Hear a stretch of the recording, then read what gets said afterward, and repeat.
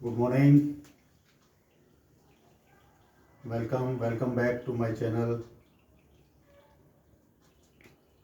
Last video मैंने आपको fungi की बताई थी। फंजाई में राइजोपस का रिप्रोडक्शन बताया था। तभी मैंने आपको बताया था कि इसमें ईस्ट का रिप्रोडक्शन और मैं आपको समझाऊंगा। तो चलिए आज मैं आपको ईस्ट के बारे में बताता हूँ। ईस्ट भी एक फंजाई है और ईस्ट शक्कर वाले घोलों में, अंगूर में, खजूर में, मतलब फलों के रस में पाई जाती है। और अंगूर या जिन भी फलों के रस में पाई जा रही है, सुक्रोज वाले घोलों में ये पाई जा रही है और उन्हीं से ही अपना भोजन शोषित करती है, उन्हीं से अपना भोजन ग्रहण करती है।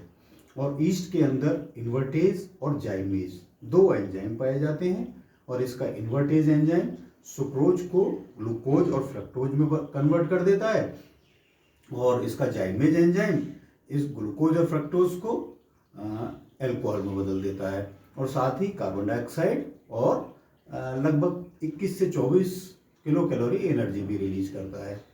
तो इस तरीके से शक्कर के घोल को या फलों के रस को ये अल्कोहल में बदल देती है ईस्ट। तो ये तो इसकी जानकारी रही संक्षिप्त। दूसरा, मैं अब इसके रिप्रोडक्शन के बारे में अगर बात करूं तो मैंने पीछे भी बताया था कि इसके एसेक्सुअल रिप्रोडक्शन बाय बडिंग में होता क्या है कि जब ईस्ट सेल में बडिंग होगी तो उसका न्यूक्लियस खिंचकर दो भागों में बंटने लगेगा, साथ में उसकी सेल में भी विभाजन होगा और ऊपर एक बड नामक उभार बन जाएगा और उस बड में न्यूक्लियस का भाग मौजूद होगा। आगे चलकर ये बड नामक उभार मदर सेल से अलग हो जाता है और वृद्धि करके नई ईस्ट सेल का निर्माण कर देता है। दूसरी टाइप है इसमें बाई फिजन। फिजन में भी यही होना है। फिजन में क्या होगा, न्यूक्लियस खिंचेगा, दो भागों में बटेगा, सेल में क्लीवेज बन जाएगी, एक दरार बन जाएगी और कुछ समय पश्चात वृद्धि करके ये दोनों भाग अलग हो जाएंगे और वृद्धि करके नई ईस्ट सेल का निर्माण कर देंगे। ये इस तरीके से इसका एसेक्सुअल रिप्रोडक्शन हुआ। अब हम बात करें इसके सेक्सुअल रिप्रोडक्शन की, तो ईस्ट की कहते 3 प्रजातियां पाई जाती हैं। उन तीनों प्रजातियों में रिप्रोडक्शन की टाइप भी अलग अलग है। वो टाइप है हैप्लोबायोटिक टाइप। इसकी प्रजाति का नाम है साइजोसैक्रोमाइसीस ऑक्टोस्पोरस। दूसरा टाइप है इनका डिप्लोबायोटिक टाइप, प्रजाति है सैक्रोमाइसीस लुडविगी। और तीसरा टाइप है इनका हैप्लोडिप्लोबायोटिक टाइप और इस प्रजाति का नाम है सैक्रोमाइसीस सेरेविसी। तो चलिए मैं तीनों को अलग अलग आपको क्लियर करूंगा। पहले हम लेके चलते हैं हैप्लोबायोटिक टाइप साइजोसैक्रोमाइसीस ऑक्टोस्पोरस। ये देखिएगा एक बार, हैप्लोबायोटिक टाइप साइजोसैक्रोमाइसीस ऑक्टोस्पोरस। तो देखिए, आप इसको लगेगा कि क्या बड़ा लंबा चौड़ा इसका नाम रख दिया है, तो वो मैं आपको क्लियर करूंगा। हैप्लो का मतलब है जिस भी सेल में, ईस्ट की जिस सेल में भी रिप्रोडक्शन होगा वो कैसी होगी, हैप्लो होगी। हैप्लो बोले तो हैप्लॉइड होगी, नंबर ऑफ क्रोमोसोम्स उसमें एक्स होंगे, ठीक है। इसका मतलब है हैप्लॉइड क्रोमोसोम्स वाली सेल। और ऑक्टोस्पोरस, इसका इसमें नाम इसलिए है कि इसमें लास्ट में 8 स्पोर्स बनते हैं। ऑक्टा का मतलब 8 स्पोर्स बनेंगे, इसलिए हमने इसको ऑक्टोस्पोरस बोल दिया। क्या होता है, कैसे होता है, चलिए मैं समझाने की कोशिश करता हूं। क्या होगा, सर्वप्रथम ईस्ट की हैप्लॉइड सेल, जैसे मैंने ऊपर भी बताया हैप्लोबायोटिक टाइप, हैप्लॉइड सेल्स यानी कि एक्स क्रोमोसोम वाली सेल एक दूसरे के समीप आती हैं। आगे चलकर उनमें बीक लाइक स्ट्रक्चर बन जाते हैं। ये देखिए, ये बन गए, बीक लाइक स्ट्रक्चर बन रहे हैं। फिर इनके बीक लाइक स्ट्रक्चर के बीच की दीवार गल जाती है, जिससे कि एक कंजुगेशन ट्यूब नामक एक रास्ता बन जाता है। यानी कि जहां वो ये चोंच जैसी जो संरचना है, इनकी ये बीच की दीवार गल जाएगी और ये बिल्कुल इस तरीके से एक रास्ता बन जाएगा, एक नली बन जाएगी। और उस नली में क्या होगा कि दोनों इस सेल के न्यूक्लियस इस कंजुगेशन ट्यूब में, इस नली में आ जाएंगे। जैसे कि दिखाया, देखिए आपको, ये कंजुगेशन ट्यूब बनी है और इस कंजुगेशन ट्यूब में इन दोनों सेल के न्यूक्लियस इस कंजुगेशन ट्यूब में आ गए। और ये न्यूक्लियस कैसे हैं, हैप्लॉइड न्यूक्लियस होंगे। हैप्लॉइड सेल थी ना, इसीलिए हैप्लॉइड न्यूक्लियस यहाँ आ गए। अब क्या होगा कि इन हैप्लॉइड सेल्स में फ्यूजन होगा, दोनों सेल्स आपस में फ्यूज करेंगी। ये देखिए इन दोनों सेल में फ्यूजन होगा और फ्यूजन के बाद में क्या होगा, जाइगोट का निर्माण होगा। और जाइगोट कैसा हो जाएगा, डिप्लॉइड जाइगोट का निर्माण होगा, है कि नहीं। आपने देखा ना कि जब हैप्लॉइड सेल्स हैं, उन दोनों हैप्लॉइड सेल्स में आपस में फ्यूजन हो गया, वो दोनों एक हो गई, तो एक होने से क्या हो गया, जाइगोट का निर्माण हुआ और वो जाइगोट डिप्लॉइड हो जाएगा, 2x क्रोमोसोम वाला हो जाएगा। ये देखिए ये 2x क्रोमोसोम वाला जाइगोट बन गया। अब इसके आगे देखिए, इस जाइगोट में मियोसिस डिवीजन होगा। मियोसिस डिवीजन मैंने आपको पहले भी बताया था, ये शरीर की सेक्स सेल्स में होता है या जर्म सेल में होता है। और इस डिवीजन में एक मदर सेल 4 डॉटर सेल्स का निर्माण करती है और बनने वाली चारों डॉटर सेल्स में क्रोमोसोम्स की संख्या मदर सेल के क्रोमोसोम की संख्या की आधी रह जाती है। तो ऐसे इसमें होगा, देखिए ये कोई डिप्लॉइड सेल्स है, कोई जाइगोट है। इस जाइगोट के अंदर जब मियोसिस डिवीजन होगा तो इसका न्यूक्लियस 4 भागों में बट गया। ये देखिए 4 भाग, 1 से 4 बन गए और चारों में क्रोमोसोम की संख्या इसकी आधी यानी कि XX रह जाएगी। तो XX क्रोमोसोम वाली 4 सेल बन गई। अब क्या होगा, इन चारों सेल के अंदर माइटोसिस डिवीजन होगा। माइटोसिस डिवीजन में मैंने आपको बताया था कि ये शरीर की सभी सोमेटिक सेल्स में होता है और इस डिवीजन के द्वारा एक मदर सेल 2 डॉटर सेल्स का निर्माण करेगी। वहां 4 डॉटर सेल्स का निर्माण कर रही थी, यहाँ 2 डॉटर सेल्स का निर्माण करेगी और बनने वाली दोनों डॉटर सेल्स में क्रोमोसोम्स की संख्या मदर सेल के क्रोमोसोम की संख्या के बराबर रहेगी। ठीक, वहां आधी हो गई थी मियोसिस में और यहाँ बराबर रहेगी। तो अब आप देखिए कि अब एक में जब माइटोसिस डिवीजन होगा तो 1 से 2 बन गई और दोनों ही क्रोमोसोम की संख्या XX रहेगी, दोनों में ही बराबर, यानी कि इस मदर सेल के। तो जब यहाँ कितनी है, 4, जब चारों में माइटोसिस डिवीजन होगा तो 4 दूनी 8, इस तरीके से 8 सेल्स बनेंगी और 8 में क्रोमोसोम की संख्या X ही रहेगी। तो आप देखिए कि जब यहाँ 4 सेल बनी थी, मियोसिस डिवीजन होने के बाद में जब 4 सेल बनी थी तो ये स्टेज कहलाई थी 4 न्यूक्लियर स्टेज, क्योंकि 4 न्यूक्लियस बने इसलिए 4 न्यूक्लियर स्टेज। अब इन चारों में जब माइटोसिस डिवीजन हुआ, माइटोसिस डिवीजन के बाद में इसमें ये 8 सेल में परिवर्तित हो गई, 8 सेल बन गई, तो ये कहलाएगी ऑक्टेंट स्टेज, क्योंकि इसमें 8 सेल का निर्माण हुआ, तो ये कहलाई ऑक्टेंट स्टेज। अब क्या होगा, ये जो न्यूक्लियस बने हैं इनके चारों तरफ साइटोप्लाज्म इकट्ठा हो जाएगा। जब इनके चारों तरफ साइटोप्लाज्म इकट्ठा हो जाएगा तो ये कहलाएंगे एस्कोस्पोर और इनका आवरण एस्कस कहलाएगा। ठीक है, साइटोप्लाज्म के इकट्ठा हो जाने, न्यूक्लियस के चारों तरफ साइटोप्लाज्म के इकट्ठा हो जाने से एस्कोस्पोर रचना बन जाती है और इसके आवरण को हम एस्कस कहते हैं। आगे चलकर ये एस्कोस्पोर मैच्योर होंगे, मैच्योर होकर एस्कस की दीवार पर प्रेशर डालेंगे और एस्कस को तोड़कर, एस्कस की दीवार को तोड़कर बाहर निकल आएंगे और वृद्धि करके नई इस सेल का निर्माण करेंगे। देखिए इस तरीके से ये 8 सेल इस सेल बन गई और सब कैसी है, हैप्लॉइड सेल्स हैं और यही फिर आगे वृद्धि करके फिर से वही जीवन प्रक्रिया को आगे बढ़ाएंगी। तो ये इस तरीके से हो गया हैप्लोबायोटिक टाइप। इसकी पहली प्रजाति जो है साइजोसैक्रोमाइसीस ऑक्टोस्पोरस, यानी कि देख रहे हैं आप, और 8 स्पोर्स बन गए इसलिए हमने इसे ऑक्टोस्पोरस कहा था। तो उम्मीद है ये आपकी समझ में आया होगा। एक संक्षिप्त में एक बार आपको फिर से रिपीट करता हूं।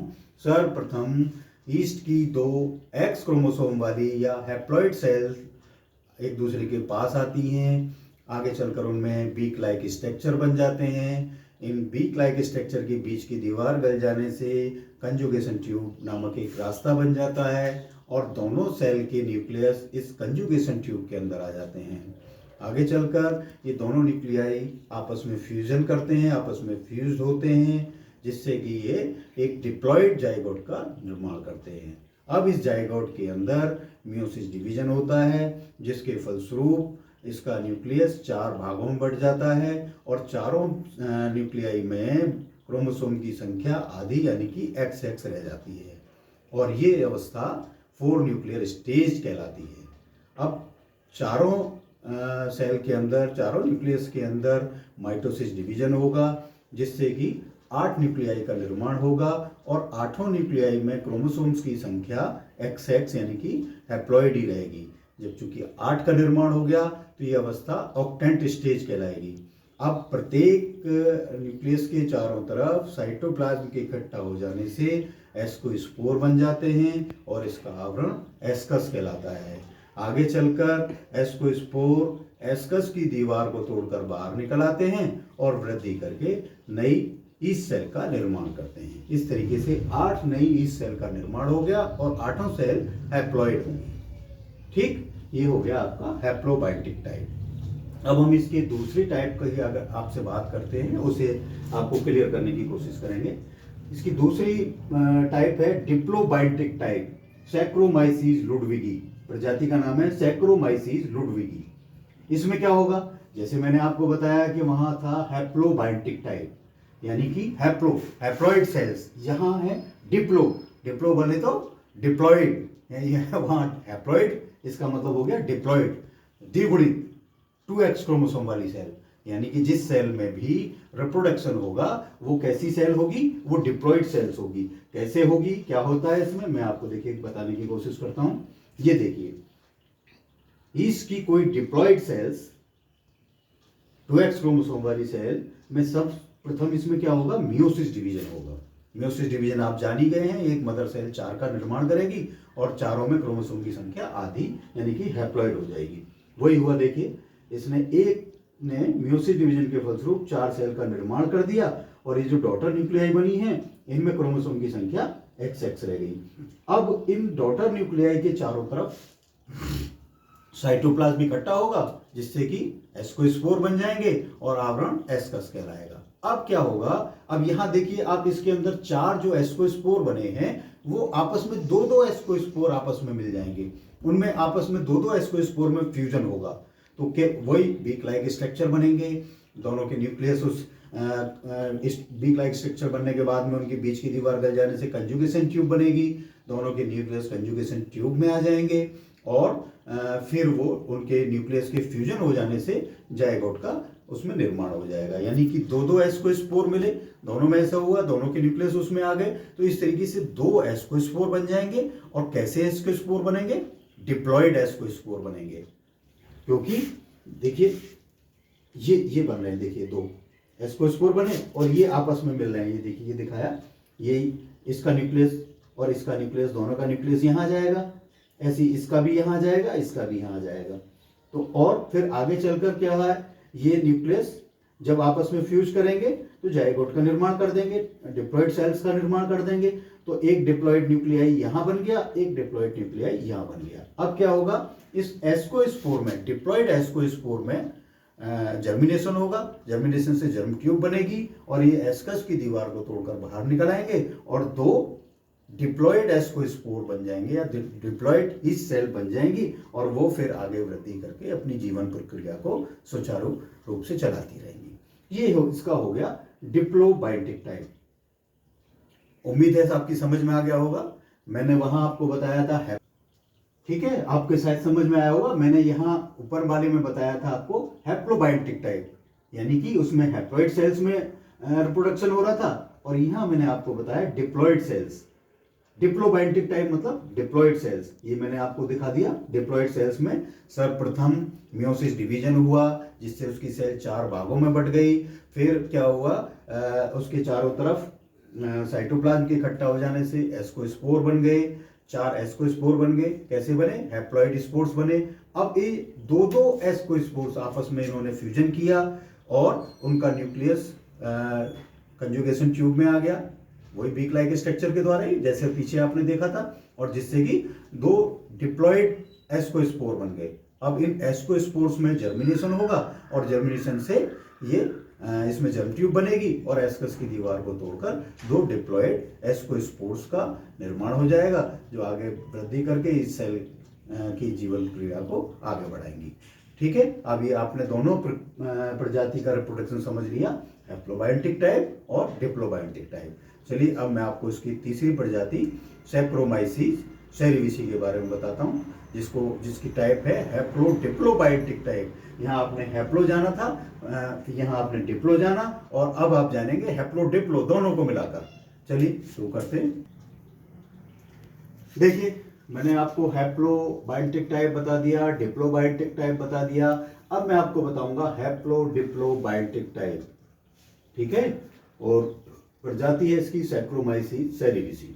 इसमें क्या होगा, वहां आपको मैंने देखिए आपको क्लियर किया था, हैप्लो मतलब हैप्लॉइड सेल, डिप्लो मतलब डिप्लॉइड सेल। अब यहाँ दोनों एक साथ आ गई, हैप्लो भी आ गई, डिप्लो भी आ गई, यानी कि हैप्लॉइड सेल्स भी है, डिप्लॉइड सेल्स भी है। कैसे होगा इन दोनों का, मैं आपको देखिए दिखाता हूं।